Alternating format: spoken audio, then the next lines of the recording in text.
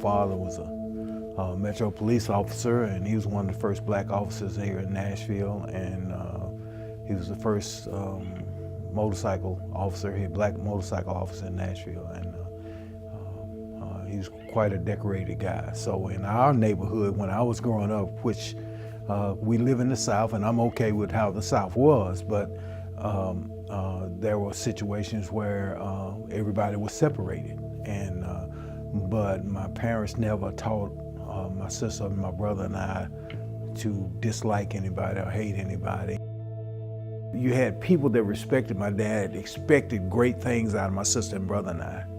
And then it was the people that are our peers that thought that we were above what they were. And I think out of the group of my family, I was the one who wanted everybody to know, hey, I'm just another guy, just like you. My dad just chose to do that. That's not me. But somehow I got caught in the vacuum of trying to prove to them that I was just another guy. And after I got older, I found out I wasn't just another guy. So, but that was a peer pressure moment. And I think that's what started the whole, my whole downfall, wanting to be like everybody else and doing some of the things that other people do. And a lot of times people get caught up in addictive behavior and doing things that they know that are not good, but you get caught up in it and you find yourself can't get out of it because you've gotten into it now. So I think that's what happened. And from that, of course, alcoholism and drug abuse will lead you to criminal activity because your money will run out, you won't work and things like that. It was just a total disaster for my family because my dad was on one side and I was on the other. And there was a couple of times my dad himself had to take me to jail because they were looking for me for doing things that were criminal, and he heard about it, and I knew about it, and he would make arrangements for me to go and turn myself in. And I'm sure he's been dead now 12 years, and I'm sure there was embarrassing moments for him. And it wasn't like I was trying to do that to my dad. It's just that I had gotten into the point of my addiction that I couldn't help some of the things that I was doing.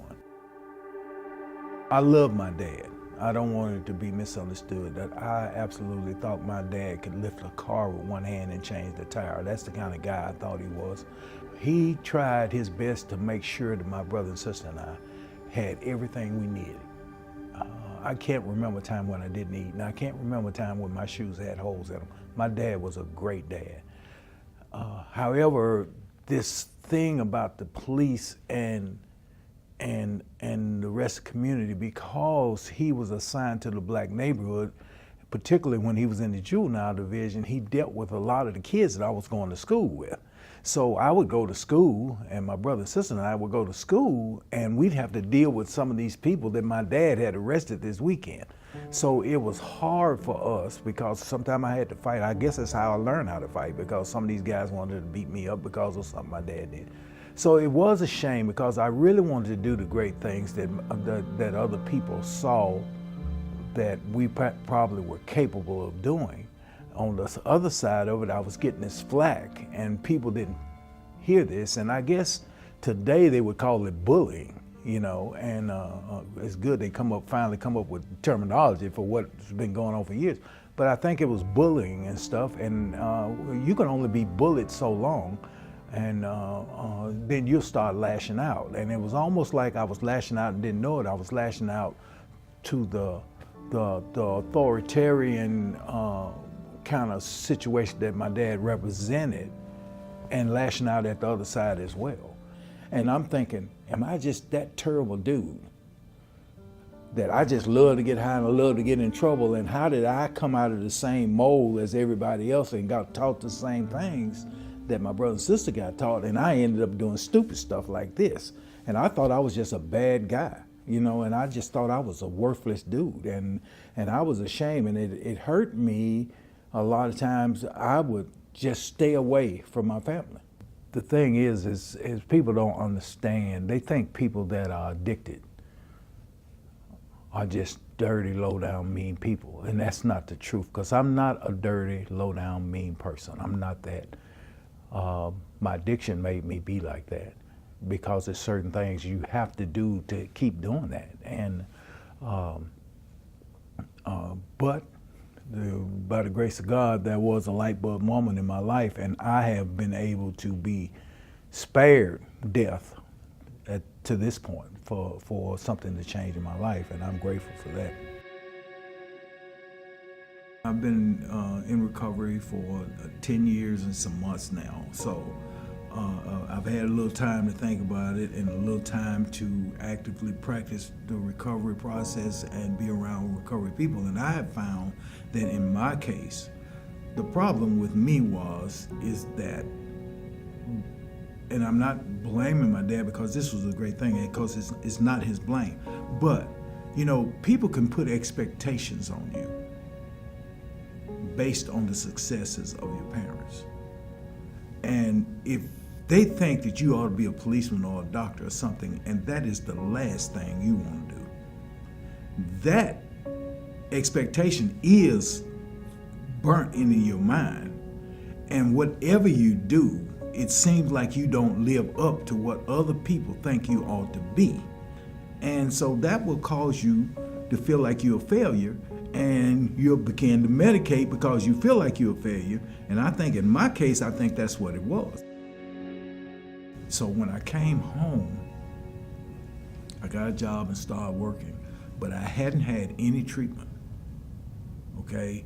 And for people to think that when you go to prison that they offer you treatment, that's a misnomer and that's a lie, straight from hell. And I don't care if they're telling it from the White House all the way down, they're not giving anybody in prison anything. So I came home and I got a job and I started working and I saved my money and I got a vehicle and I started getting clothes and I started acting like I had some sense, and this trigger started on me again, and I went out and stayed out for 3 days. And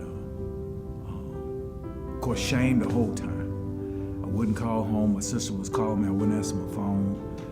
My mom would call. I wouldn't call. And my sister sent me a text message because I was reading them all, but I wasn't answering anything. And Dr. Janet Wolf, matter of fact, before that, I had gone to American Baptist College to study theology, and that's how I met Dr. Wolf. And she walked me through, and she was actually my counselor on campus. And then I separated and went through all this stuff. And she called my mother and asked, she said, I just want to know what David is. I hadn't heard from him, nobody knows. How's he doing? Mom said, I don't know what David is.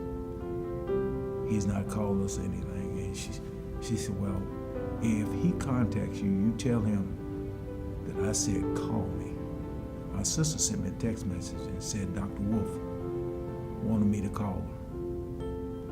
And I felt like this was God telling me, okay, we're gonna change this situation, because my mother had told me she was afraid of me and not to come home.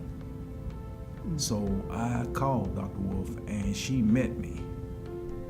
And she met a couple of people, called a couple of people, and got me hooked up with a couple of people. This place called Project Return here in Nashville, which is been around here for 30, 40 years to help ex-convicts get back on their feet and everything. And they had a grant that would help pay for me to go into treatment because I was a felon. And so they sent me to Samaritan Recovery Community out in South Nashville on South 5th, I think it is. And I stayed there for, I think it was 28 days, 30 days. But while I was there, I thought about what my mom had said. Now, all these times I'd been in prison, my mom would always come and visit me. I didn't even have to call and ask if she was coming. I knew on Mondays, which she liked to come on Mondays because it's less crowded, she would come. And a lot of times people say, well, I'm not hurting anybody but myself by being locked up. And I thought about it, and I thought about my mom having to come through a metal detector. And my mom having to be pat down like she's a criminal. My mom has never done anything or taken anything from anybody. And I said, I'm subjecting the person that loves me more than anybody in the world other than Jesus through all this stuff. And I'm going to do something about this. I don't care what it takes. I've been trying to kill myself for 50-something years. So I'm going to kill myself trying to get straight. And I went to the treatment. I went through treatment, completed treatment, came home and started working and going to meetings and stuff like that. And I think the biggest turning point for me was I got invited to come and share my story to chronically homeless, addicted gentleman here at Room and Inn across the street, and to share my story. And I didn't want to go. And matter of fact, I rejected the idea, but I talked to my sponsor and he said, okay, this is a 12-step program. How are you gonna be working a 12-step program and you don't do but 11 steps? Because the 12 steps says helping another alcoholic and addict who's struggling. He said so. And he got up and walked off and left me with that idea.